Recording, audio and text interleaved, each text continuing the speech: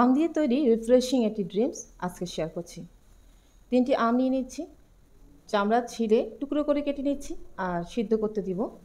1 cup পানিতে সিদ্ধ করে নিয়েছি যতক্ষণ না আমের টুকরোগুলো নরম হচ্ছে। এরপরে কচলিয়ে অথবা যে কোনো ছুরি বা কাঁটা চামচের সাহায্যে নরম করে নিতে পারেন। এরপর এতে দিয়ে দিচ্ছি পুদিনা আর আদার টুকরো, ব্লেন্ড করে নিচ্ছি সামান্য কিছু পানি দিয়ে। আরেকটি হাঁড়িতে 2 কাপ চিনি 1 কাপ পানি মিশিয়ে নিচ্ছি আর চুলাটা জ্বালিয়ে দিচ্ছি যতক্ষণ না পানি আর চিনি গলে যাচ্ছে। এরপর দিয়ে দিচ্ছি আমের পিউরি আর একটি মশলা তৈরি করেছিলাম সেই মশলাটা। আরও কিছুক্ষণ নেড়ে চেড়ে কিছু কালার মিশিয়ে নিয়েছি। এরপরে ঠান্ডা করে নিয়েছি পিউরি। ঠান্ডা পিউরিতে লেবুর রস মিশিয়ে দিচ্ছি। এভাবে ফ্রিজে রেখে দিতে পারেন 2 থেকে 3 মাসের জন্য।